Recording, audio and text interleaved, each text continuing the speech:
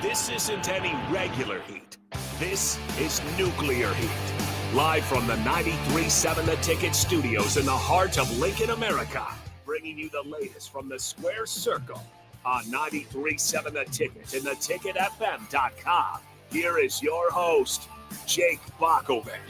All right, yes, glad to be with you here on another Tuesday night for some wrestling talk on 93.7 The Ticket. It is Nuclear Heat, our weekly week in review show for Monday Night Raw and SmackDown. Any premium live event that'll be out there, really just the WWE as a whole. Sorry to AEW fans, we don't have enough time. I mean, eventually, sometimes we'll talk a little bit about something that goes on there. But for the most part, this is a WWE show. And, of course, WWE is building up to Bad Blood October 5th, so we still got a few weeks of build-up, but I think they've done a pretty good job doing that. We'll review SmackDown and Raw, but I do want to look at the Bad Blood card before we get things going too much here. I am Jake Bakovic, your host of Nuclear Heat, alongside tag team partner and Nuclear Heat contributor Augie Pena.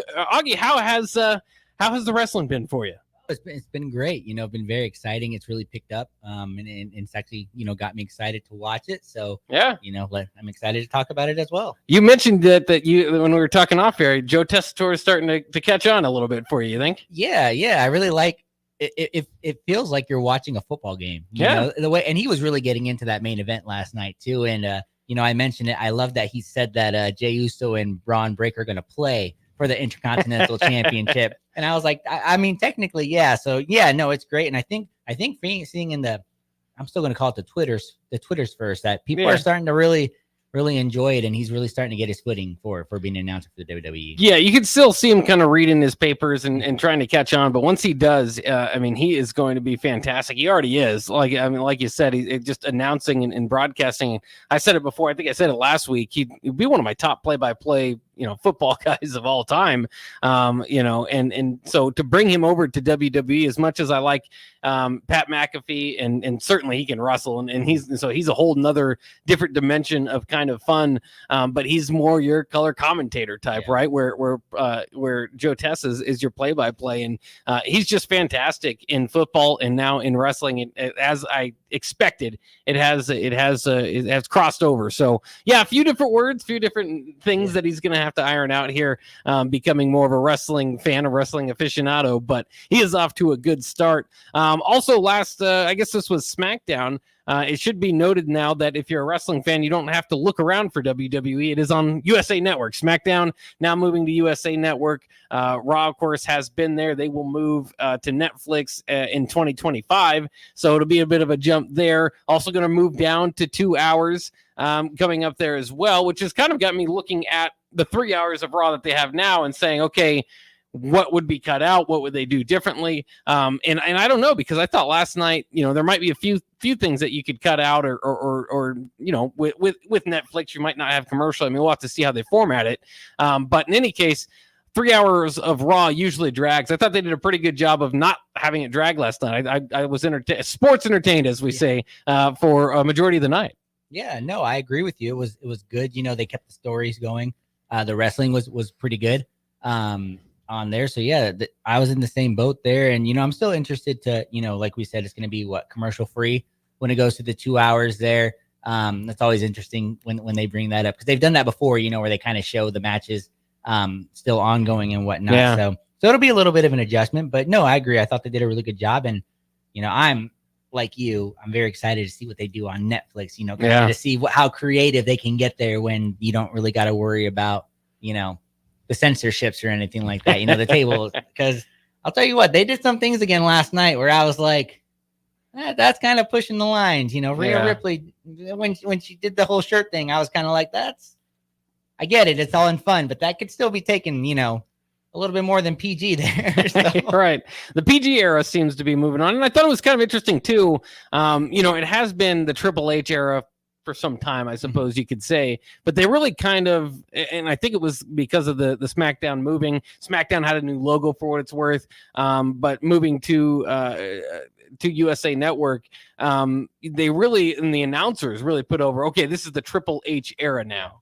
And I thought that was pretty cool. Triple H, by the way, one wrestler I have not seen live that I think out of all of them, and I have to go through your history, right? If I could see Hulk Hogan in his prime, maybe something a little bit different. But I think of all the entrances that I would have enjoyed, and I think Triple H would be top tier as far as a guy I still want to see. And I know he won't wrestle anymore, but I still hope that I get a surprise Triple H appearance here in Lincoln or Omaha when we go at some point. That'd be nice.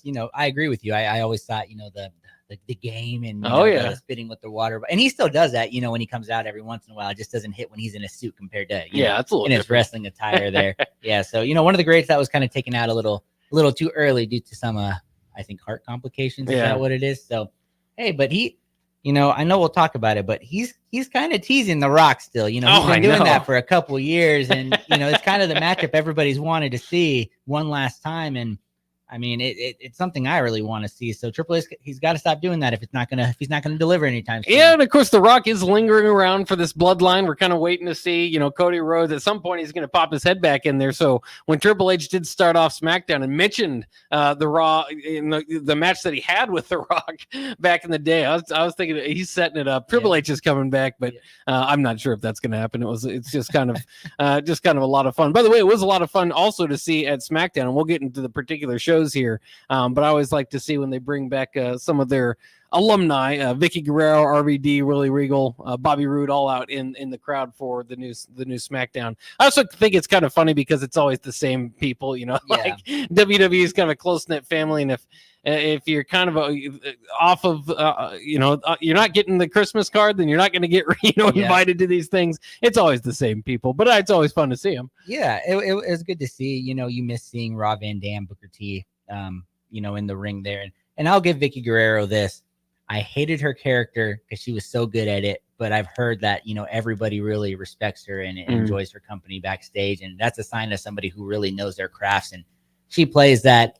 I don't know what character that is, but the yelling and oh man, I just couldn't say it. But it's good to see her, and the fact that she's still around, with everything that happened with Eddie and things like that. The Latino heat lives on through her. Yeah, at some point they maybe find a way to get Dirty Dom involved in a storyline with her, bring her back or something. That'd be very interesting. Yeah, we will see if they feel that out. All right, like usual, we'll go through Raw and SmackDown, but I did want to test and kind of gauge your interest in Bad Blood.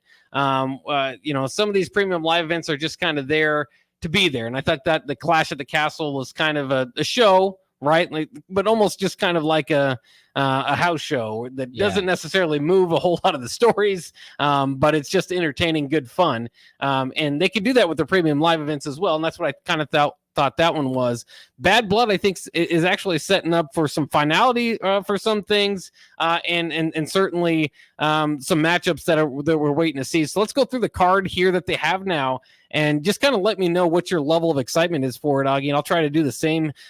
Cody Rhodes and Roman teaming up. That is certainly interesting. That comes from SmackDown, and we'll talk about that specifically. But it's looking like Cody Rhodes and Roman, and they've signed the match now, are going to set up to take on the Bloodline at Bad Blood.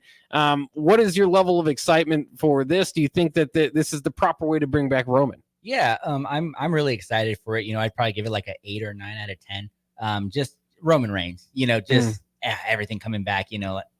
Friday was the first time we heard his voice since he's been back, and man, you don't realize how much you missed it. But he's kind of carrying these segments. He's the reason we're watching these segments, is we're waiting for it. So to have him and Cody team up when there's still a bunch of tension, in the room against someone we agree isn't getting he's getting the rub, but it's just not working in Solo.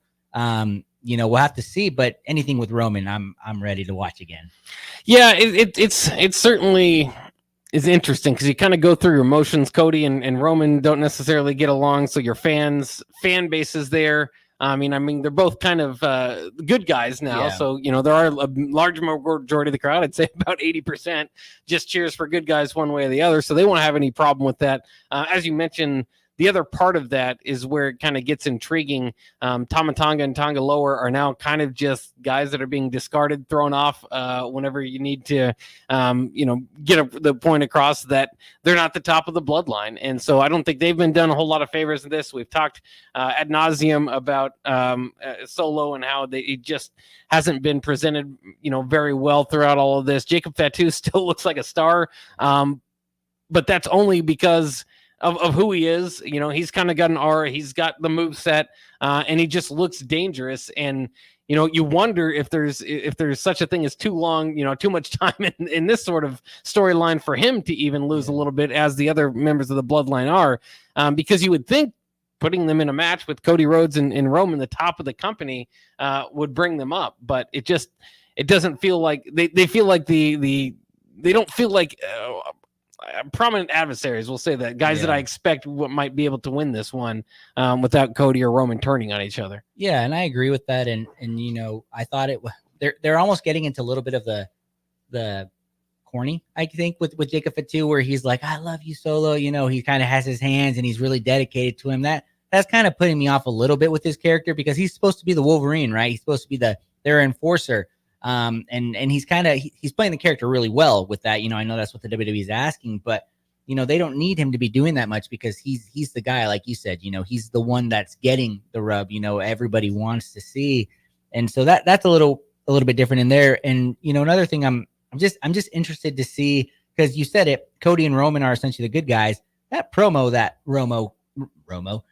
Roman cut, it's kind of weird. It's like he's still the same, but he's just in a different position now, which I like, you know, kind of like the anti-hero, you know, like he's still, you know, the guy that wants to run the place and everything, but for now he's just got to play calm. So I kind of like that what they're doing there. But yeah, no, you know, we'll see what they do. We'll see if they turn on each other. You know, because it's looking like there's going to be a round 3, which I didn't think I'd be excited for, but they're starting to get me a little excited for it on that. And then of course, you know, we're going to keep saying it, The Rock, you know, always in the background. And you mentioned it. Hey, Triple H might come back out to be Team Cody. You know, I mean, they're setting it up. You know, Cody's going to, you know, they're going to need teams. You know, Roman, I mean, a lot of great things they can do here. And I think Friday night was a great way to kind of start it. And Bad Blood, I think, is going to be an interesting step towards it, because, you know, it's not the finale by far. You know, I think they're going towards WrestleMania with this one. So yeah, excited to see what they do. Yeah, a lot of interesting storytelling to be done there. Hopefully it will be the end for CM Punk and Drew McIntyre. Hell in a Cell, Bad Blood. If you listen to Nuclear Heat in the past, you've heard us complain about how this has been dragged on. I will say this though, I think I'm most excited for Hell in a Cell, CM Punk, Drew McIntyre, even though this is chapter 7 of their story, is that it feels like it can be the finality. I think a lot of these other ones have felt like, yeah, no, it's not going to quite get there. In fact, with their last match, I mean, they really have buried that since doing it. They're like, yeah, like touching 4 corners. Both of them said, like, yeah, touching 4 corners isn't going to end this thing. It's like, yeah, we all kind of knew that going in, so we didn't really know why you were doing that match. But in any case, obviously, the promo last night that CM Punk did, it made this kind of the blood feud that it needs to be, and brings back Hell in a Cell to a point that I think is where it's best utilized in wrestling. For a while, it became its own premium live event, and so you'd have 3 or 4 Hell in a Cells every year at this event, and they wouldn't be blood feuds. They'd just be like, well, Hell in a Cell's next, so let's just go ahead and do it, even though we've only been feuding for 2 weeks. I think that the way that it's set up now is the way that was done originally, which is like, hey, there's no other way to end this. We've just got to do Hell in a Cell. And that's what CM Punk, again, with his promo of talking life and death and people asking him not to do it, all that sort of thing, helped propel that. And so I think, you know, while I CM Punk, Drew McIntyre itself, am I like just drooling to see that match? No, I've seen it over and over and over and over again. But the fact that it's at Hell in a Cell, at Bad Blood does something for me, and it makes me feel like there could be finality to it. Yeah, no, I 100% agree. This is what we wanted, just a one-on-one match, you know, where they're able to go it, because we gotta admit they're both great in the ring. You know, they're great on the mics too, but the stipulations have just really ruined it the last 2 matches. And man, it's been a crawl to get here, but they're finally doing it, and you know. Hopefully we'll see a go to sleep or a Claymore off the top of the Hell in the Cell. I want somebody to fall off the cell, you know, go through it. You don't want death. They want life and death. I mean, you know, and that's what we want. And you know, low key, I still want that dog to show up. So, you know, Hell in a Cell. Hey, the bracelet's gone. I think that's probably good. Yeah, but you know, you never know. The dog could still make an appearance, man. But no, you know, this is the way it has to end here. There's no way you can continue it. I mean, they've teased other storylines for CM Punk, you know, with the whole Gunther thing, and they can do other things with Drew McIntyre too. This is the perfect way to end it, and I'm excited to watch it. You know, like you said, as much as we've complained and said it's just dragged on, they're going to end it the right way, I think. Yeah, I think so too. And you're absolutely right. CM Punk, we've been waiting for 10 years to get him back into WWE. And since they've brought him back, it's been one feud. So I will be looking forward to see whatever they have next. At some point, of course, it will be CM Punk and Seth Rollins, and that has real life heat to it. So that will be fun when they get to it. Another match that is set up, women's world title, Liv Morgan and Rhea Ripley, as well as Damian Priest and Finn Balor. So you're kind of getting your Judgment Day payoff there. Do you think that will be the end for those stories? I don't think so. Unfortunately, there's going to be some interference here because we've already seen it. I mean, Liv Morgan took that pin, by Rhea. So in there, and I'm still excited for it. This is still a very fun storyline. And I'm rooting for Damian and Rhea. I just think, no, this isn't the end. They're going to extend it. This is their money feud right now. This is the feud that takes on 4 or 5 segments during Raw. They have all these backstages. They don't have other plans to move on with it. And honestly, it keeps everyone entertained. So it's, Bad Blood will be a good match. And I'm hoping we get at least 5 minutes of those wrestlers just kind of going one-on-one before the interference comes in, which we know is going to happen. Because I think that'll do it. Because you don't want to do too much of, right away, boom, boom. It's just a beat down one way or the other. Because that could really slow things down. So you got to, give each side a legitimate, time to shine and then move on from there.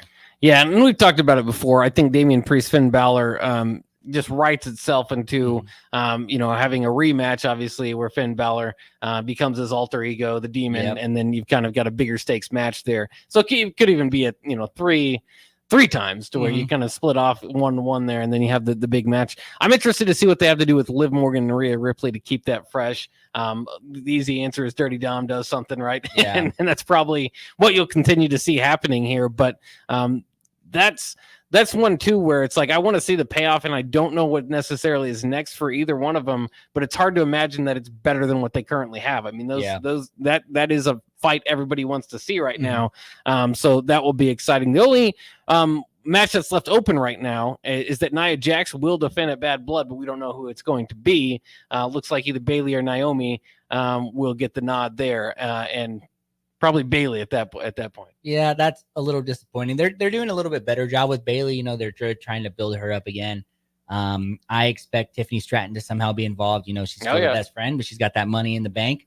The prettiest money in the bank, I think, is what she's calling it, or something like that. But this one, they're not doing a bad job with the buildup on it. It's just, I'd be fine if this was like the second match on the card, and just kind of go from there. So this would probably be the lowest on my card sheet of excitement. Yeah, I think it's just the fact that all these other feuds are so entrenched. I mean, as we've kind of said and been talking about for the life of this show over a year now, is the two factions in the WWE. In this, and another reason why it's not going to end here at Bad Blood, by the way, is they've got Survivor Series around War Games around the corner too, and so between Judgment Day and Roman Reigns and the Bloodline and all of that, it's going to be hard to stand out on a card against them at this point, and especially when they're building up toward that. So yeah, I agree. I do think what's fascinating here, and with apologies to Bayley and her character, which we didn't think her title one was great.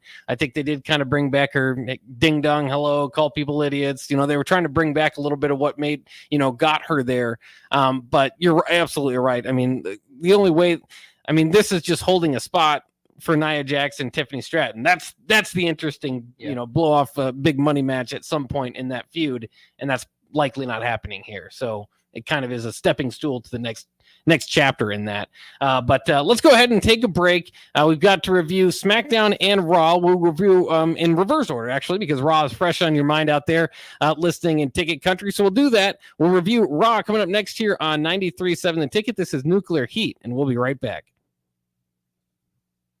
It's game on at Elway Power Sports of Lincoln, Nebraska's premier Sea-Doo dealership. Score up to $300 off or a free 2-year warranty on 2024 Sea-Doo Sparks and $500 off or a free 2-year warranty on all other brand new 2024 Sea-Doos. Rule the streets on an Indian motorcycle with customer cash and trade-in credits up to $2,000 during the month of September. On or off-road, Elway Power Sports of Lincoln has you covered with a large selection of motorcycles and watercraft in stock at their new 27th and I-80 location. Hurry in, the clock is running down. Empower a child today with the Teammates Mentoring Program. Hope is only a conversation away when you choose to share your talent, time, and heart with a child. Together, you can build a relationship based on strengths and chart a brighter future, 1 week at a time. Find out how you can be a mentor by visiting LincolnTeammates.org. Become what you needed as a kid by joining the Teammates Mentoring Program today. Nebraskans are proud of their public schools. Hi, I'm Tim Royers. As a Nebraska Teacher of the Year, I traveled across the state and saw the value public schools bring to our communities every day. They're where our kids get the skills and opportunities they need to succeed. They're where families come together to enjoy a musical, cheer for our teams, talk with teachers, and build trusted relationships. Strong public schools create strong communities. Sponsored by the Nebraska State Education Association, aired by the Nebraska Broadcasters Association in this station. Hi, Sean Callahan here for Koppel Chevrolet GMC, and Truck Month is back. We have absolutely gigantic savings right now at Koppel. They are offering $12,500 off on select new pickups. That is not a mistake. You heard right. $12,500 off list price right now on select new pickups. Those discounted units, though, will not last long. These are all manager specials. You have to come in now, so hurry in down 144th Street or shop online at koppelcars.com. You'll be glad you did. Stock number G35609 must trade. Hi, my name is Molly Party. I'm a realtor with MP Dodge Real Estate. I'm a newly licensed agent and considered numerous brokerages before deciding on MP Dodge. I chose the company that gives me the most support in my new career, plus guidance and encouragement along the way. MP Dodge has a unique mentoring program for new agents. It's helped jumpstart my career and has a supportive management team and administrative staff. So if you're contemplating a career in real estate, look no further than MP Dodge. It will be the best decision you make. If you're looking for tickets to the Colorado game, 93.7 The Ticket has you covered. There are 3 different ways to win one of 4 pairs of tickets. 1, like our 93.7 The Ticket page on Facebook and share the post. 2, follow our 93.7 The Ticket account on Twitter and repost the announcement post. 3, come on down to 1040 O Street, buy a drink from the mill, and enter your name in the box. All drawings will be done at noon on Friday. Get entered now. Still using that old, outdated office phone system? You need better. At Hamilton, we offer solutions for the modern office. Whether you have an office full of staff or your employees work remotely and are on the go, seamless call handling is important. Elevate your communication and connect seamlessly with clients and staff with Hamilton Business Phone Systems. Choose better and hire Hamilton at hamiltonisbusiness.com. Perch Merch is your one-stop shop for all your printing and promotional needs in Lincoln, Nebraska. They specialize in screen printing, embroidery, vehicle wraps, window wraps, print collateral, promotional products, and signage. At Perch Merch, they are committed to delivering high-quality products and exceptional customer service. Their experienced team of designers and printing professionals will work with you every step of the way to ensure that your vision is realized. Call for a quote today at 402-217-5212 or go to perch-merch.com. At Action Plumbing, Heating, AC, and Electrical, we're ready, reliable, and recommended. Water heater acting up or your sump pump on the fritz? Call Action. Summer's around the corner. Is your AC working? Are you sure? Call Action. Electrical problems? I'm telling you, call Action. Call Action for a free same-day estimate or a trusted second opinion. You heard that right, a free same-day estimate. 402-423-6960. ActionLincoln.com. Old School with DP and J. And, this part of camp it happens in high school camp, when they have a certain amount of time before their game, before school starts and all that. And then it happens in college and it happens in the pros. I had more fights with some of my good friends, the guys that I'm considered lifelong friends at this point in camp, than with some over-energized rookie trying to make a name for himself. Seriously. On 93.7 The Ticket and theticketfm.com. Back to Nuclear Heat with your host, Jake Bakoven, on 93.7 The Ticket and theticketfm.com. Glad to be back with you here on Nuclear Heat, our WWE Week in Review show here on 93.7 The Ticket. We've got some wrestling to talk, specifically Monday Night Raw. We'll go back to SmackDown for the final segment, as there's a few matches and a few feuds there that I think are of note to talk about. But WWE Raw, Monday Night Raw, is fresh on our minds, so we might as well just jump in right with that. We mentioned a little bit off the top, CM Punk's Hell in a Cell promo at Bad Blood opened up the show, and it was a good way. I thought going into it, it was kind of funny because Joe Tessitore said, asked the crowd to chant with him CM Punk, because he knew it was going to happen. So he started chanting CM Punk. Nobody did it with him, and then it just started because they kind of planned that out. But I thought it was, again, very effective promo, kind of setting up this like life or death situation. CM Punk said his sister and his wife, they asked him not to do this. This is just too far. You cannot do Hell in a Cell with Drew McIntyre, not after he's sitting into the hospital a few times, all this all in good fun here. But so CM Punk, I thought this was one of the best promos in the business currently. One of the best promos of all time. I think sometimes they become too reliant on just, hey, it's CM Punk, let's give him 10 minutes in the ring and talk. I don't know if he can quite pull that off every time, but this was one of those situations where you're reminded that's why he's pretty darn good with the mic. Yeah, no, 100% with you on that. CM Punk, we've talked about it. We've been waiting 10 years for him to come back, and his pipe bomb promos, everything he's done, he's got some of the most iconic promos in the WWE, and this one was just right there. I always like the overuse of, like you said, how serious it is, just I'm willing to give my life for this, this is the end. And that's why, we're like, Hell in the Cell, somebody better come off that cell, So something major has to happen with the way they're talking it. And I truly believe that these two will deliver on it. And, nothing, he plays, I know he's been an actor before and all that, man, he's just kind of the 5-package tool of a WWE wrestler. He's got the look, he's got the voice, he can spit a promo pretty much better than anyone other than John Cena. And he can wrestle, on there and all that stuff. So, this was kind of taking you back to that vintage CM Punk, something we kind of, he still had since his return, but this is, I feel like, the first full time he's like been, vintage CM Punk. I'm back here.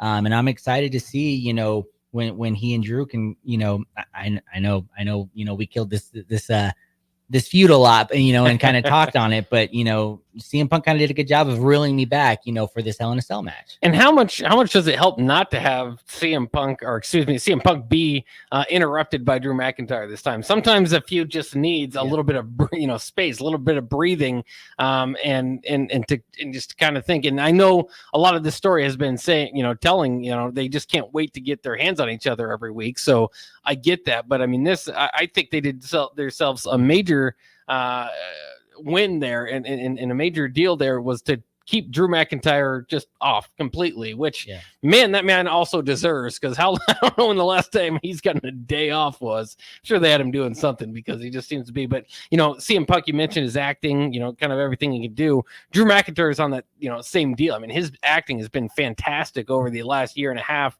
especially, and so it's a feud that's ready for the end, and Hell in a Cell's the way to deliver that end. Then we had Sheamus against Pete Dunne, of course, his former partner in his feud there not too long ago. Pete Dunne at that time was known as Butch, and apparently Sheamus gave him that name. He does not like it. Sheamus does a good job of really getting the crowd going too. His pre-match interview was saying he doesn't like it. He called Butch, and he just got the crowd to start going with it. So that was really good. They ultimately did give Pete Dunne the victory here, not without some heel tactics. He used a cricket bat to actually hit Sheamus with after the shillelagh was taken away. The ref was distracted by it. So ultimately he gets the win, and he needed to get the win. Sheamus is expected to win this one just because of his spot in the company, multi-time world champion. Pete Dunne's not quite that over. So for this feud to continue, Pete Dunne had to get the win. Yeah, no, and I thought, these two are going to, when we actually get like a full one-on-one, when they start giving us those instead of these, it's going to be great, because these two can put on a match. Pete is still raw, still younger on the card, still has to do it, but we've talked about it. Sheamus deserves his flowers. He can put anybody over. He puts all the work in. He does get a lot of the credit that he deserves, but there's still so much more out there he should, get. that last title he needs on there. The Intercontinental. He keeps bringing it up. Yep. It's going to happen. Like you've said, behind the scenes in that with when we're just talking. But, I thought this was a good, fun little match, and we'll see where they continue, because it's going to go on for a couple more weeks. Yeah. There's still a lot of mileage in this feud. Backstage, Xavier Woods asked Damian Priest and Rhea Ripley, as well as Jey Uso, who's hanging out with them, not to interrupt with the Judgment Day's match. The New Day's match against Judgment Day for the titles later in the night. So he kind of took care of good guy business there. Why the good guys weren't going to get any help later in the night. And then we had Natalya against Zoe Stark. Of course, Zelina Vega, Lyra Valkyria, Sonya Deville, and Shayna Baszler all involved in this feud, all at ringside. Ultimately, Natalya gets the win. Natalya is on a bit of a streak here now, which is interesting for the up-and-coming new star, right, Natalya? Not good for Shayna Baszler. We talked about this because Natalya wasn't on TV for a year, and then she comes back, and we thought it was kind of maybe a swan song. Give her hometown crowd. She's always good for a Canadian appearance. Yeah, always. Yeah. And then here we are, the second week in a row. She's getting a win, and it's like, oh, what are they doing here? I gave the Pure Fusion Collective about a month. I think I give them 2 more weeks before they're all just gone. And this was kind of just a collection of, we're gonna give everybody who needs some screen time right now some screen time, and behind this, and here you go. But this is just 50-50 booking, which was a problem for WWE owner Vince for the longest time. And this feud is just, who's going to get the win this week? Is it Natalya or Zoe Stark? Is it Zelina Vega, Lyra Valkyria, Sonya Deville, Shayna Baszler? And it's a different answer every week. And it just, nobody has any momentum because of it. You can tell the story that, neither of them can kind of get over each other. And that's why it's not getting there. But you're right. I'm like, Pure Fusion Collective, they got this shoot your shot thing. They kind of have a cool look. I mean, I think they could have done something with it. Now I would have went with a different name. Don't get me wrong. But it just is, nobody's getting anywhere. And if it's all for Natalya, who is like the definition of not getting anywhere for 10 years or whatever it is to get her over. It's just, it feels like you're kind of burying people again.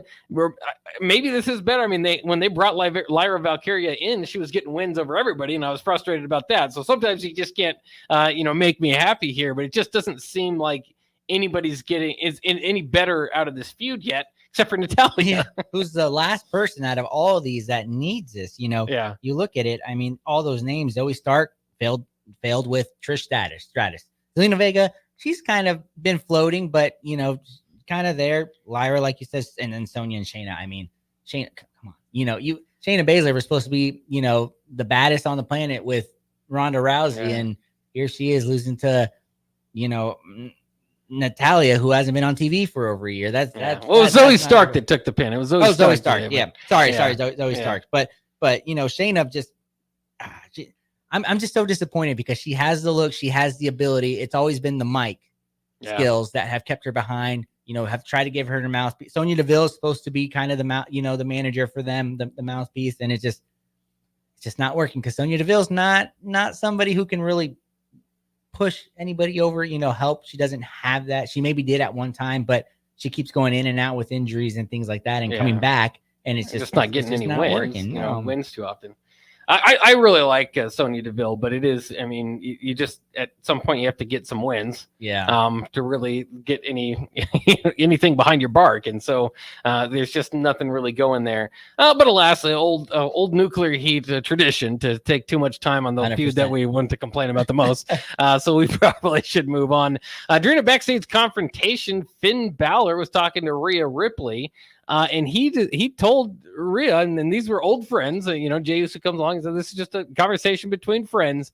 Finn Balor said, blamed Rhea Ripley as much as he blames Damian Priest for breaking up the old Judgment Day. And he revealed that he was the devil on Dom's shoulder who pushed him toward Liv Morgan. So Finn Balor doing a little good. I thought this was entertaining backstage. When I saw them run into each other, again, there's just enough interest with all the different moving parts, what's going on there, that I was really intrigued with what was going to be said, and they did not disappoint with what was said. Yeah, no, this was great.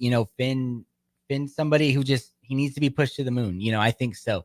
He could just do so much, and this was phenomenal. You know, you can tell it was he's really putting on his acting chops there. You know, and it's great because we did see those breadcrumbs. You know, when Liv was trying, you know, she was always one-on-one with Finn. You know, Finn took the card, things like that, and it kind of puts a little bit of an intrigue there because you know it's, you know, we always thought it was going to be, you know, some people thought Finn and Liv would maybe, you know, end up together, and you know she's obviously with Dom, but the way they're kind of setting up the breadcrumbs, you don't know, you know, is there something more to the two of them there, you know, as to why, you know, Liv wanted it more? I mean, who knows? You know, we've talked about it there. But I thought this was good. And, you know, you know, the Judgment Day, as we said, you know, they get about 4 or 5 segments, and I think they hit on 4 or 5, you know, all of their segments, and they keep it intriguing. They're kind of running Monday Night Raw right now. Yeah, they have been.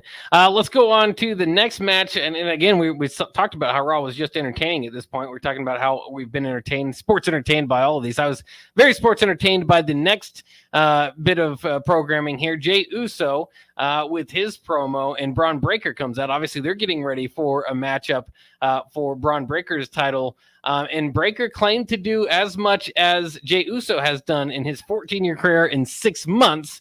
Now, Braun Breaker is talking about his singles career, right? Jey has not won a singles title. Of course, he's part of one of the best tag teams, maybe of all time, but certainly of the era, along with New Day over the last 10 to 15 years throughout Jey Uso's time there. But I thought this was really good. And then Jey Uso hit. we did get some spears out of this eventually, but Jey Uso told Breaker that his championship reign was going to be as short as his NFL career. So that was one that kind of got an ooh from the crowd. Breaker didn't like that. He hits an attack, and then he gets ready to deliver a high-speed spear. He goes off the ropes a few times. Jey Uso had that already figured out, and he actually hits the spear to look like he's going out on top at this point. Breaker just kind of crumbles and gets outside of the ring pretty quickly. So definitely did a good job of making Jey Uso look like a good challenger here. And we'll get to it later in the night, but they put Braun Breaker over as well. Yeah, no, and you know, we were kind of saying we didn't like the predictability of, you know, who was going to win the Fatal 4-Way, you know, to get to face Braun Breaker. But I think the way these two are talking and kind of the actions, it's paying off, you know, on there. I still 100% believe that Braun Breaker is going to retain on Monday, you know, because they're doing it on Monday, right? Yeah, they're doing it on TV. Yeah, on TV, which, you know, the Intercontinental Championship is kind of how it's been. You know, it's a mid-card, it's a TV championship. So that's pretty good. Give us that. But yeah, Braun Breaker, you know, really showing his speaking chops, you know, showing he's the real deal. Jay's in there. I really liked how Braun was like, I didn't do it off of my name. You know, I did it off of myself through Rikishi, you know, Jimmy under the butt, you know, he's like, without my father, my brother, you know, all that stuff. He definitely did it with a tanning bed. That's clear. And dude, he's super tan. He's wearing all that leather, the big dog, you know, that stuff. He's got people barking. I love that. You know, you got the yeets and you got the barks, and it's just all going great. You know, this is going to be great. And, you know, for as much as we've dogged on it as the worst looking spear, the spear he delivered to Braun Breaker actually looked like a spear, and Braun played it off, you know, and I was like, okay, that's the first time I've seen Jey Uso deliver a legitimate spear that, you know, I thought looked good on there. And so, you know, I'm pretty excited to see where they go on this. And I do like how they keep telling Jay he needs to focus on one thing, right? Like in the backstage with Finn and Rhea, he's like, hey, you know, you have a lot on your plate. You know, you need to be focusing on, you know, even Finn was telling him that, you know, like, you should be focusing on the Intercontinental Championship, not this Judgment Day stuff. And of course, you know, we've talked about it, you know, it's just another kind of boyfriend for Rhea right now. You know, that's where they're going with it. But I'm excited, you know, main event, it's going to be a great match there. And I don't think Jay's going to beat him and Braun will retain, but it's still going to be fun. Yeah, I think so. And, you know, with the title, you know, it was held in such high regard after Gunther was able to carry it for 666 days or whatever it was, which I think is they cut it off at that point. Yeah. But in any case, you know, they can go back to maybe, you know, throwing the belt around a little bit on these TV matches. When you said it was, you know, it's kind of been a TV title. It's like, it's been defended a lot, but it hasn't been taken over, you know, on there. So that's why I believe Breaker will probably get the win, but I mean, neither of them. I mean, Uso could really use it. Jay could really use it, and it wouldn't bury Breakker to lose it. So there is a possibility that they have Uso win it, and maybe circle back and get a rematch there where Breakker could take it back. They do that with titles as well sometimes. So it's at least intriguing. I while I agree with you that he's definitely the favorite, I don't think it's definitely written in permanent marker that he's going to win Breakker. Well, and would it be really bad? This was another thing I'm thinking. We Gunther had that 666. They couldn't have done one more day, to make it not 666 days. But they went with that. Would it be a bad thing? Because they had Sami Zayn in there, which we thought was kind of a okay reign. Kind of the whatever, the kind of the holdover to get to Braun. But would it be such a bad thing to have just another dominant run right after one? I mean, it could get stale. People can then say, well, then why isn't the Intercontinental Championship, the big match there? But I think to me it could. But Braun Breakker to me is such a believable character, that everybody wants to see pushed and pushed to the moon. He has everything for it. And if you do a dominant title run like that, he already lost once to Sami Zayn, which we all agreed probably wasn't the right move, right? We didn't want to see that. But, we talk about a lot of times we need more stars. Braun Breakker's the guy right there. And if you build him up right, keep him protected to a point, I mean, you've got another Roman Reigns right there possibly. So, I mean, that's something that intrigues me and why I always think he should hold the belt for, till WrestleMania or even past it on that. Yeah. I'd love to see it. I'm one of those guys barking in the crowd along with Breakker. So hopefully we do see that. Then we have the World Tag Team Championship match, which against New Day against Judgment Day. Dominic Mysterio, Carlito, LWO all got into the interference. So LWO was going against the rest of Judgment Day. And Kofi Kingston decided to just jump on all of them. And this caused the ref to get distracted while his tag team partner, Xavier Woods, was getting the pin. And so Xavier Woods got frustrated here. This, of course, after months of Karrion Kross bothering him and Odyssey Jones joining the group for a second, and then losses that have just kind of been frustrating. So now along with the backstage segment, by the way, Judgment Day, they also talked about they hadn't defended their title yet. We've talked about that before, so it's good just to see them out there. But this was really a story about the New Day and them potentially having more frustration between them.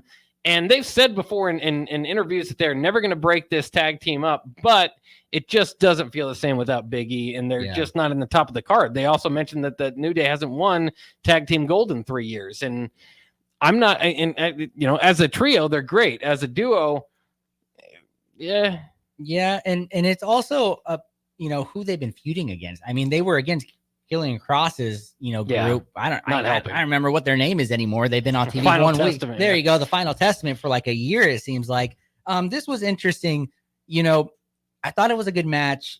And it was interesting because on the backstage segment after the match, like you said, it turns out that Kofi Kingston actually asked the NWO to help them. So that, that's kind of what caused the bridge. And Xavier's like, why? We don't need anyone else. And then to your point, Kofi was like, we're not the same without Biggie. He's like, we're still the New Day, but we're not the same without Biggie. So we need help. And that's very interesting to me. And it's also coming up on already the 10-year anniversary of the New Day coming about. So I think it is a little interesting if they go there because Kofi Kingston, we know he'll be fine. He's a WWE champion. Xavier Woods, I mean, he won King of the Ring outside of the New Day though, and his YouTube channel, which he has there. He hasn't really done much, and so it kind of makes you worry, but I'm kind of a little intrigued with it. Oh, but during the match, dude, one thing that got me when Kofi got everybody, why was the ref out there checking on everybody that wasn't a part of it instead of, and that just, I was like, this is a new way they're, once that I knew the crowd turns on the ref. Yeah. And because it's so funny because he's literally going out there checking on every single person. And I'm like, hey, the two legal guys are still, I'm like, it's actually going on. And it was kind of funny to see that because I think that's the first I've ever seen of that, where the ref goes out and checks on everybody and thought that there. But, that got a little bit of intrigue here. Hey, maybe Kofi versus Woods at WrestleMania, they're a split. They're going to look for something. Big E special referee. I don't know. They can tie this up, but, interesting segment. Yeah, interesting enough. All right, let's take a quick break. We've got more Raw and SmackDown to break down, but we're running out of time for this segment. So we'll do that when we get back here on Nuclear Heat on 93.7 The Ticket.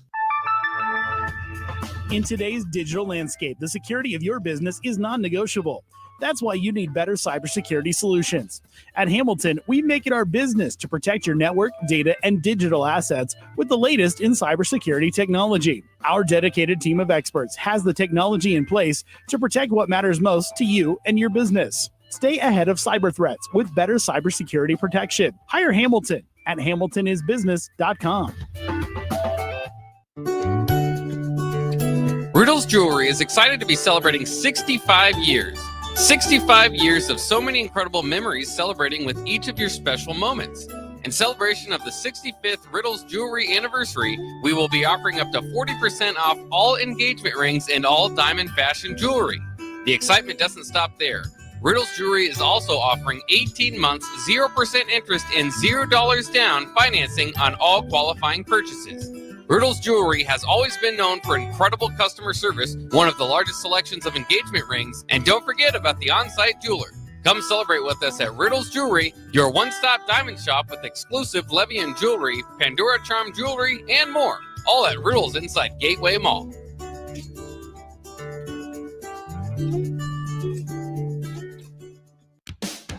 Ever wish you had another light switch on the other side of the room on a dark night? How much better would you sleep at night if you had a ceiling fan in your room?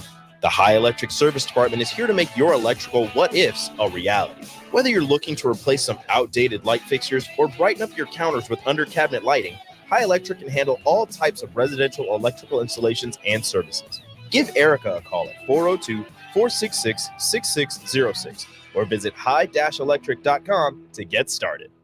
Your home is your empire. Protect it with Empire Fence.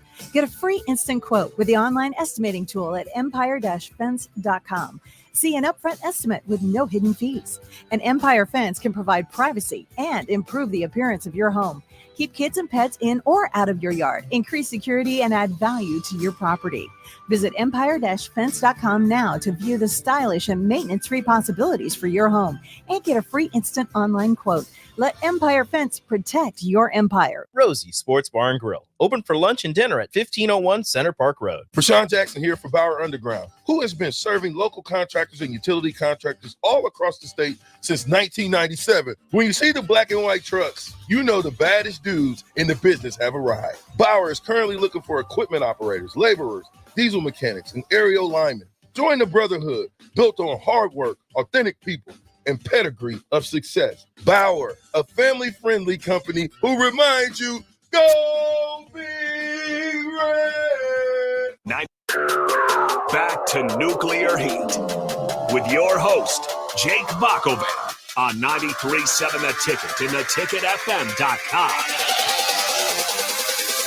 This is Nuclear Heat here on 93.7 The Ticket. Thanks for joining us as we wrap up our review for the week of WWE Raw and WWE SmackDown. Let's jump right into where we were on Raw because we still got to go over SmackDown. But we're getting to maybe some of my favorite parts on Raw. Maybe my favorite part over the last couple of weeks has seen Bronson Reed just run over just about anybody that gets in his way. Braun Strowman has been, of course, the monster among men. Big SOB, as they're calling him now, and a big enough adversary for Bronson Reed. I think, as he told Miz, you need a monster to beat a monster sometimes. So he considers himself a monster. This was a match very much looking forward to, but never really got off to an actual match because as soon as before the bell rung, actually Bronson Reed was hurled into the corner, taking down the top rope, and from there things got even more chaotic. We saw barriers are being torn down, tables and walls being broken backstage, and even a fan thrown like a lawn dart. And of course, the fan is part of the act. This was not a random fan out of the audience that Bronson Reed took and threw at Braun Strowman. So very entertaining. Kind of the term that's kind of being thrown around in the last couple of years is big meaty men slapping meat. This certainly falls into that category. And sometimes we forget. It's they have varying degrees of success with giants and big men that they bring in. But for the live audience and for me, the land of giants, growing up in the 90s, that was kind of where they would steer toward. I always love it. So you got two big guys colliding, and I'm more than intrigued to see what they do next. Oh, this was phenomenal. This was, like you said, probably the highlight of, this was a good Raw, but this was the highlight for sure. And, just a few weeks ago, we were talking, man, Bronson Reed's really lost, then he squashes Seth Rollins, does what he does there. And hey, now this feud with Braun Strowman, they need to keep it like this, just let them go, have some carnage, do this. But man, this was such a fun spot to watch. And Braun Strowman's really getting the rub on this too. He's starting to kind of become the monster among men as well. And as you said, we love seeing the guys who are built, who are huge, just kind of doing destructive things. I was waiting for a big show like the ring collapsing, that choke thing happened. I was really looking forward to that, but I'll take everything else. The wall smashing, the fan being thrown, that I can't remember the last time I laughed at something so hard. It wasn't a great angle either. No. So when he first came out, it was as a black man in a Yeet shirt, and I was thinking, who is that? Because I couldn't see him thrown. I just saw him jump on to Braun Strowman. It's like, who's surprise attacking? Ended up just being a fan that was being thrown by Bronson Reed. Again, if they would have shot that better, I think that could have been really a big time moment. But it just didn't catch it all on camera. So it was more of like, I think they missed the spot a little bit there. But like you said, I mean, this match never happened. So, hey, give it to us again next week or in 2 weeks. I mean, depending, as long as they're alive, because they had some briefcases fall on them at the end there. That's right. Very concerned for that. We also had the Sami Zayn promo going out there. He still wants to get a shot at Gunther's championship. Ludwig Kaiser comes out. He tells him he's not worthy of it. And then Gunther comes out as well. Sami tries to talk Ludwig into the fact that he should be going on his own. And so for a brief half a second, you think maybe Ludwig's considering it. Then he attacks Sami. And Gunther talks his trash, tells him no, he doesn't want the match with Sami Zayn. And then Gunther gets out of the ring. Sami gets his revenge on Ludwig and didn't really get anywhere, but just kind of some space filler there for their feud, which inevitably will happen. Yeah, and it's really interesting that they keep going with Gunther's not going to give him the shot because, ultimately it's going to happen, but not a bad segment. Hey, Ludwig Kaiser, getting the rub here. He's really starting to do his own thing. I was kind of getting, for some reason, excited that he might turn on Gunther. I was like, hey, this actually could be pretty cool. And then, of course, he's not, but keep it strong and, not a bad segment. Yeah, just in the last couple of weeks, as you mentioned, he's been in the Intercontinental title picture, the U.S. title picture, and now even as a sidekick, maybe the championship picture here. So big fan of Ludwig Kaiser. We'll see what he does next. Bianca Belair and Io Sky, this set up, they were kind of talking trash about the two factions or two groups, I suppose. And then Bianca Belair says, why don't we just have a match tonight? And this was a big upset. And I know Sky has been the world champion before, but Bianca Belair just does not take singles pins. She was going for the KOD when Io Sky countered and hit a small package for the victory. So big win for Io Sky. Inevitably, you're going to have these teams and continue to battle. We might see, the opposite ends of those tag teams fight in a singles match next week, but just a great job, and they've done a great job over the years of making Io Sky making Io Sky seem like a big deal because she can really go in the ring, but it's always hard to convince somebody that somebody of her size is going to beat up a bigger woman. But I thought they did a good job here. No, yeah, 100% agree. And Io, she had a backstage segment where she said she would, fight because this was supposed to be Kairi Sane. But man, that was a great match. These two put on a great match. I kind of want to just keep seeing them one-on-one. I don't want to see the tag teams, which they're both associated with. Just give me more Io versus Bianca. And hey, Io could maybe find her way back into a title picture here soon because, we talked about it. The language barrier was kind of the thing that kept her behind, but her ability in the ring is just phenomenal. So this was a great upset to see and nice kind of shake up the things. Yeah. Well. And the main event was Damian Priest and Dominic Mysterio. This didn't last long, but of course Damian gets the win, and then Dominic and his goons start to beat up on Damian Priest. So Judgment Day kind of closes out the night on top of Damian Priest. The only opportunity for the save came with Rhea Ripley at first, which again, the numbers game caught up to her. And then Jey Uso comes out. He gets speared by a hooded Braun Breaker. while Priest gets beat up by the rest of Judgment Day. Balor hitting coup de grace a few times off the top rope. So the bad guys stand tall. Braun Breaker kind of gets his revenge from earlier in the night, and I thought that was a good way to close out Raw. Real quickly, we just have a few minutes, so our SmackDown is going to be 2 minutes of review here. But Cody Rhodes and Solo Sikoa did have that cage match. Ultimately, we talked about this from earlier in the night. Roman Reigns does come out here, and this sets up for the main event, excuse me, at least the closing of Monday Night Raw, where these two inked the contract for Roman Reigns and Cody Rhodes to team up against Judgment Day at Bad Blood. The only other things going on here on SmackDown: Mishin beat Piper Niven. Of course, this was a week after Chelsea Green got the win over Mishin, so you at least have a little feud going on there. A-Town Down Under against Kevin Owens in a surprise return.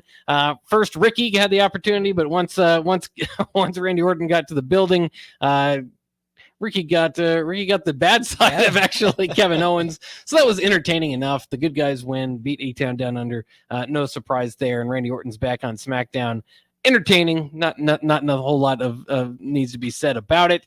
Nia Jax and Tiffany against Bayley and Naomi is set for next week. The winner gets a shot at Jax's title. The loser has to leave SmackDown so it's kind of setting up for Bayley and Naomi to kind of have these rules against them.